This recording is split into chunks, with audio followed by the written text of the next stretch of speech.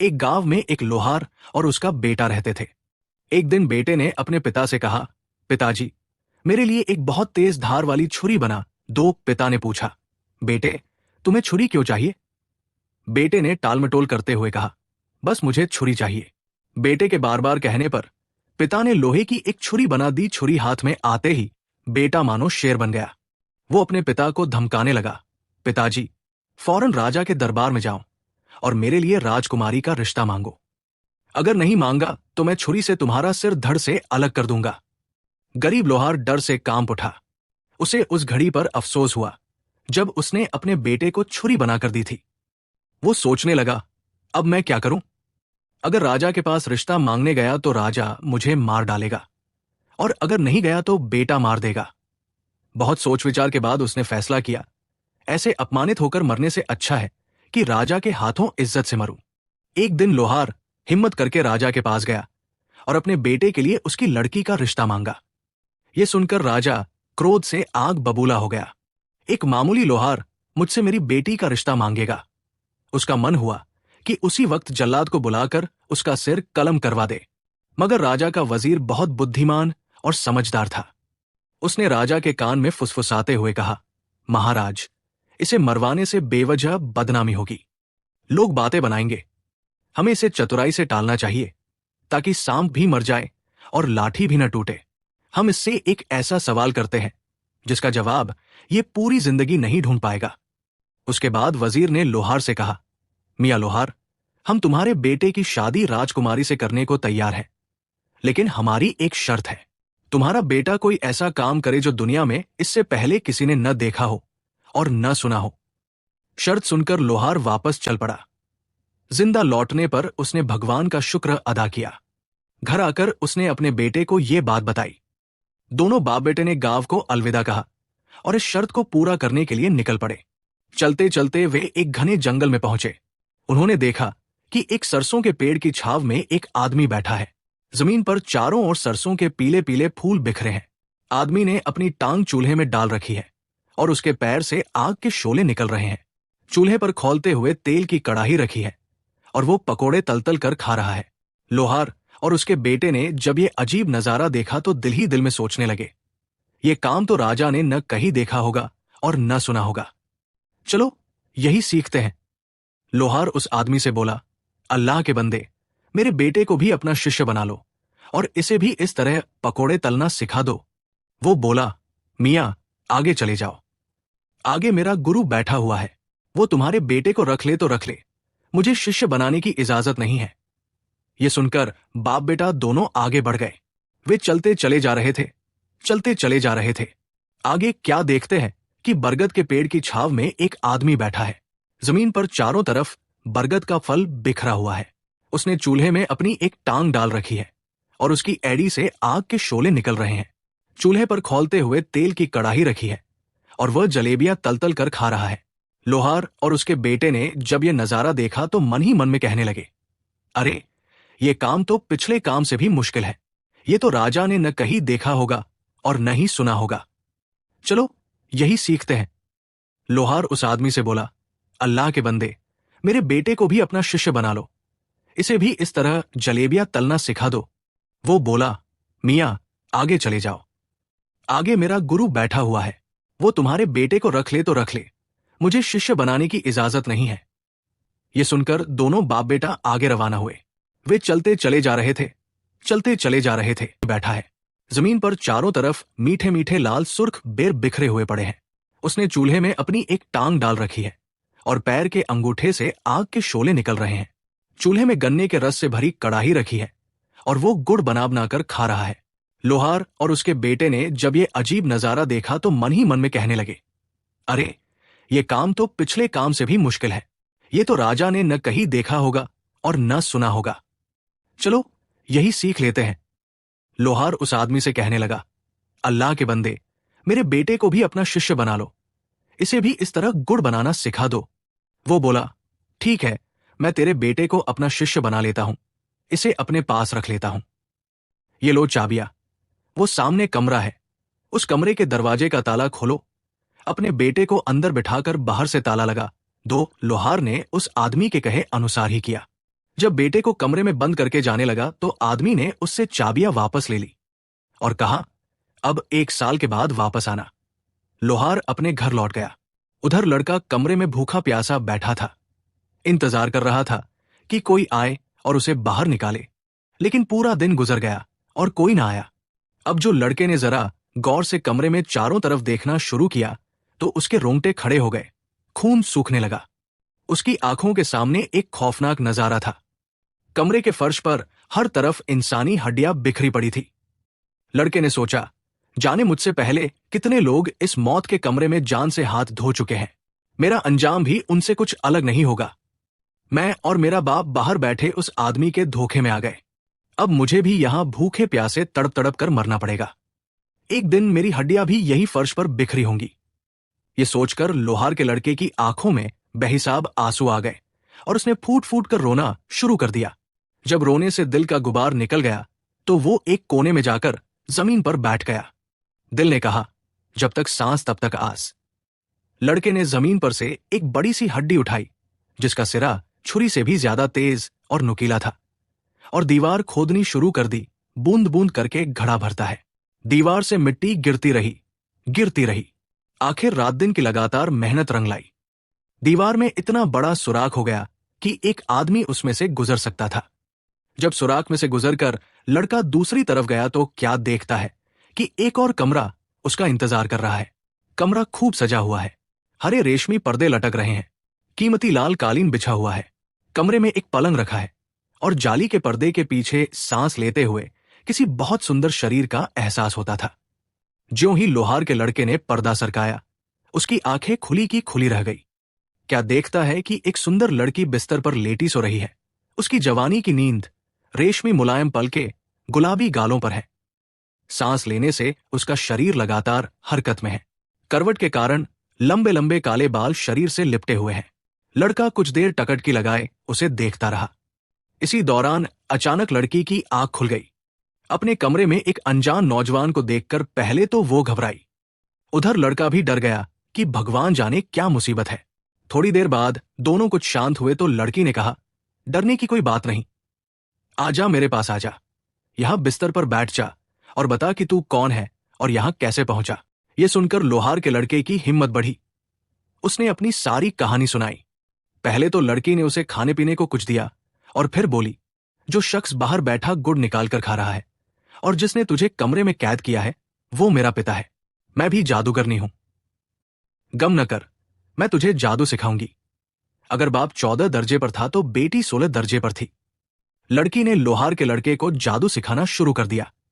इसके अलावा उसे किस्म किस्म के स्वादिष्ट फल और तरह तरह के मजेदार खाने खिलाती, अच्छी से अच्छी पोशाक पहनने को देती। इसी तरह 1 साल गुजर गया मगर लोहार बेटे का पता करने के लिए ना आया।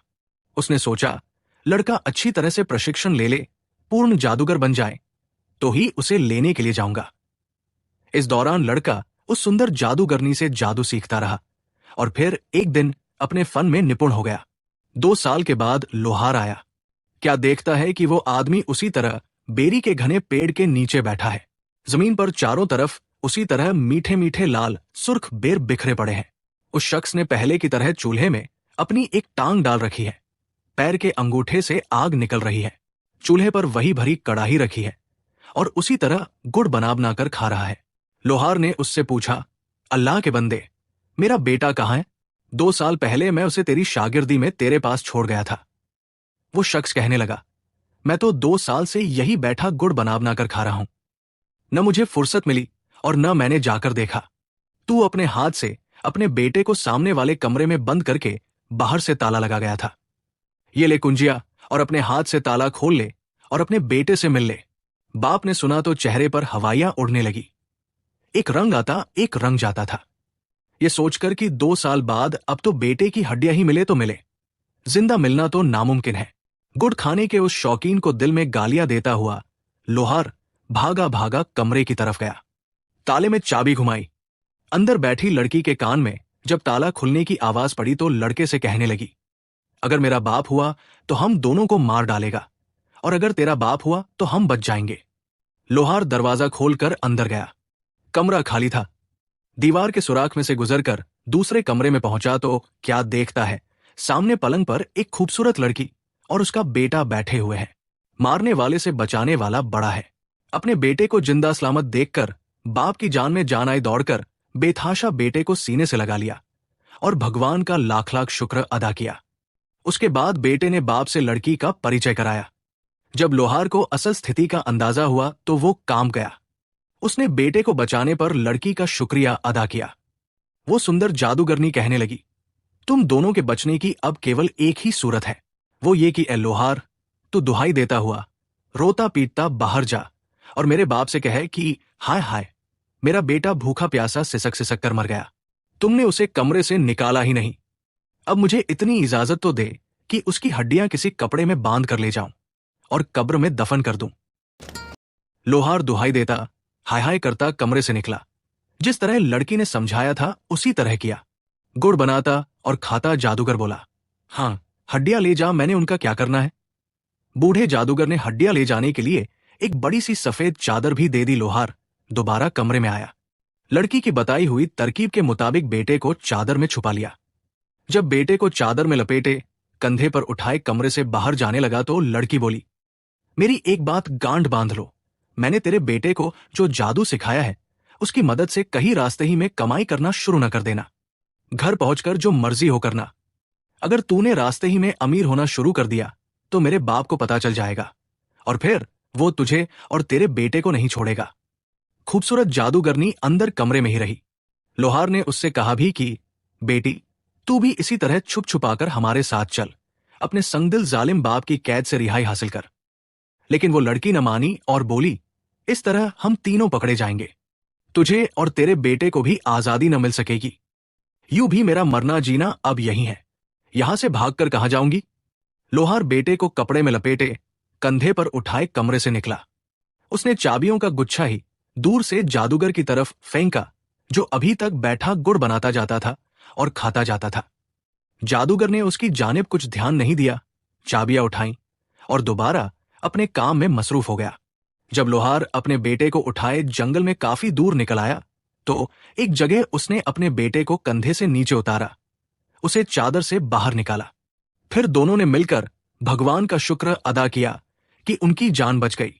अब बाप बेटे ने दोबारा सफर का आगाज किया। चले जा रहे हैं, चले जा रहे हैं, आखिर जंगल से बाहर निकल आए। अब उनके सामने हरे भरे खेत फैले हुए थे। एक जगह क्या देखते हैं कि रहट चल रहा है, बैल घूम रहा है और कुएं से पानी निकल रहा है।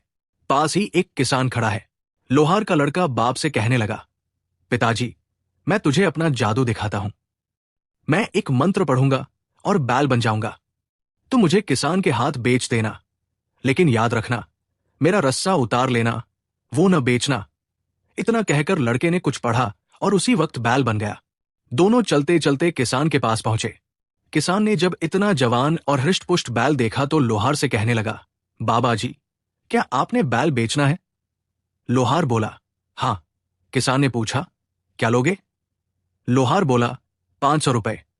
किसान को सोच में डूबे देखकर लोहार कहने लगा, मेरा बैल बहुत अच्छा है, तू इसे अपने रहट के साथ जोड़कर देख ले, अगर दिल संतुष्ट हो जाए तो तब खरीद लेना। किसान ने बैल रहट से जोड़ा। बैल खूब पानी निकालने लगा, उसके पहले वाले बैल से भी ज्यादा। किसान खुश होकर बैल खरीदने पर राजी हो गया। लोहार कहने लगा, लेकिन मैंने बैल के साथ रस्सा नहीं देना। किसान बोला, कोई बात नहीं, तुम अपना रस्सा उतार लो, मैं खुद ही नया रस्सा डाल लूंगा। किसान ने 500 रुपए कीमत अदा कर दी और बैल खरीद लिया। जब लोहार काफी दूर चला गया तो बैल ने अचानक रुख मोड़ा और भाग खड़ा हुआ। सीधा लोहार के पास पहुंचा और वहां जाकर फिर लड़का बन गया। किसान बेचारा डंडा पकड़े हांफता कांपता दौड़ा दौड़ा पीछे आया और लोहार से पूछने लगा, बाबा, तुमने मेरा बैल तो नहीं देखा? लोहार बोला, बैल तो अभी अभी मैं तेरे हवाले करके आया हूं, अब वो किधर है मुझे क्या पता। बेचारे किसान के वहम और गुमान में भी नहीं आ सकता था कि लोहार के साथ जो लड़का जा रहा है वही असल में उसका भागा हुआ बैल है। किसान हैरान परेशान लौट गया। लोहार और उसके बेटे ने जादूगर की बेटी की नसीहत पर अमल नहीं किया और रास्ते ही में जादू की मदद से कमाई करना शुरू कर दी। अब उन्हें उसका खामियाजा भुगतना पड़ा। सुन, बूढ़े जालिम जादूगर को पता चल गया कि लोहार का लड़का जिंदा सलामत है और मेरी कैद से फरार हो चुका है। मेरी अपनी बेटी ने उसे जादू का इल्म सिखा दिया है और एक पूर्ण महान जादूगर बना दिया है। वाकई घर का भेदी लंका ढाए। जालिम जादूगर ने जादू के जोर से एक बूढ़े फकीर का रूप धरा और उनसे पहले ही आगे रास्ते पर आकर बैठ गया। लोहार के लड़के को चूंकि बड़ी कामयाबी मिली थी, इसलिए उसने फिर दोबारा रूप बदलने के बारे में सोचा। अब कि उसने ऊंट बनने का फैसला किया और बाप से बोला, पिताजी, इस दफा तू मेरे पूरे 1000 रुपए मांगना, 1 रुपया भी कम न करना, लेकिन याद रहे मेरे साथ नकेल हरगिज न देना। इतना कहकर लोहार के लड़के ने मंत्र पढ़ा और फौरन ऊंट बन गया। लोहार ऊंट की नकेल पकड़े चलता चलता जादूगर के पास आ पहुंचा, जो बूढ़े फकीर की शक्ल बनाए उनका इंतजार कर रहा था। फकीर ने लोहार से पूछा, बाबा जी, क्या ऊंट बेचना है? फकीर ने लोहार के दिल की बात जान ली थी। लोहार खुश होकर बोला, हां, बेचना है। फकीर ने पूछा, क्या लोगे? लोहार ने कहा, 1000 रुपए। फकीर ने उसी वक्त जेब से 1000 रुपए निकाले और लोहार के हाथ में थमा दिए और ऊंट खरीद लिया। अब लोहार को याद आया और बोला, मैंने ऊंट के साथ नकेल नहीं देनी। फकीर भी जादूगर था, राजदार था, नकेल के भेद और अहमियत से वाकिफ था और बोला, मैंने तुम्हें मुंह मांगी कीमत अदा की है। मैंने ऊंट नकेल के साथ खरीदा है, इसलिए नकेल तो तुम्हें देनी ही पड़ेगी। गर्ज उनके बीच इतनी बहस, इतनी तू मैं हुई कि राह चलते मुसाफिर रुक गए और इर्द गिर्द के खेतों में काम करते किसान भागे भागे आए। देखते ही देखते भीड़ जमा हो गई। फकीर ने भीड़ से मुखातिब होकर कहा, लोगों, भगवान की कसम खाकर कहो, क्या तुमने आज तक कभी यह सुना है कि कोई जानवर बिक जाए और बेचने वाला खरीदने वाले के हवाले जानवर करने से पहले उसके गले से रस्सा उतार ले? देखो देखो, यह शख्स जानवर की पूरी कीमत वसूल करने के बाद एक जरा सी नकेल के लिए मुझसे झगड़ा कर रहा है। फकीर की बात में तर्क था। जब लोगों को पता चला कि यह झगड़ा महज नकेल के लिए हो रहा है, तो सबने लोहार को झूठा कहा। इतने लोगों के आगे लोहार की पेश न गई। उसे न चाहते हुए भी ऊंट के साथ नकेल भी फकीर के हवाले करनी पड़ी। फकीर, जो वास्तव में जादूगर था, ऊंट की नकेल पकड़े खुशी खुशी उछल पड़ा। लड़का, जो ऊंट की शक्ल में था, अब जादूगर के कब्जे में था। चूंकि उसकी नकेल जादूगर के हाथ में थी, इसलिए अब यह मुमकिन नहीं रहा था कि वो पहले की तरह खरीदार की नजर से पीछे से भाग आए और दोबारा इंसान बन जाए। लेकिन लड़का भी अब महज लड़का नहीं था। 2 साल तक जादूगर की बेटी की शागिर्दी में रहने के बाद वो महान जादूगर बन चुका था। उसने मंत्र पढ़ा और कबूतर बनकर उड़ गया। जादूगर के हाथ में पकड़ी नकेल का पिछला सिरा फट से नीचे गिरा। उसने मुड़कर देखा तो ऊंट का कहीं नामो निशान भी नहीं था और नकेल जमीन पर सरक रही थी। जादूगर ने भी फौरन मंत्र पढ़ा और बाज बनकर कबूतर के पीछे उड़ने लगा। लेकिन लड़का भी उसे कुछ कम पढ़ा हुआ नहीं था। शेर को सवा शेर। कबूतर ने आसमान से जो नीचे की नजर की तो देखा कि कुछ औरतें झुकी हुई घुटनों घुटनों एक छप्पर में खड़ी हाथ भर भर कर काली स्याह चिकनी मिट्टी निकाल रही है, ताकि अपने कच्चे घरों की दीवारों और फर्श पर पोछा लगा सके। इससे पहले कि बाज अपने पंजों से कबूतर को पकड़ता, लड़के ने मंत्र पढ़कर फौरन रूप बदला और मेंढक बनकर छप्पर में गिर गया। ये देखकर बूढ़ा जादूगर बगुला बन गया। उड़ता उड़ता छप्पर में उतरा और चोंच मार मार कर पानी में उसे तलाश करने लगा। एक नौजवान लड़की भी छप्पर में खड़ी अपने गोरे गोरे हाथों की लंबी लंबी उंगलियों से मिट्टी निकाल रही थी। लड़के ने फिर फौरन मंत्र पढ़ा और मेंढक से छल्ला बनकर मिट्टी के साथ ही लड़की की उंगली में चला गया। बगुला भगत यानी जादूगर अब उसकी छोटी उंगली से तो छल्ला निकालने से रहा। थोड़ी देर बाद औरतें मिट्टी टोकरी में डाले अपने सिरों पर रखे घरों की ओर चल पड़ी। बगुला उनके साथ साथ उनके सिरों पर उड़ने लगा। जैसे ही वो लड़की अपने घर पहुंची, जादूगर बगले से फकीर बन गया और उसकी चौखट पर आवाज लगाने लगा। लड़की आटा छानने में डाले दरवाजे पर आई। फकीर बोला, बेटी, मैंने आटा नहीं लेना, मैंने तो वो छल्ला लेना है जो तेरे दाएं हाथ की छोटी उंगली में है। ये सुनकर लड़की को बहुत गुस्सा आया।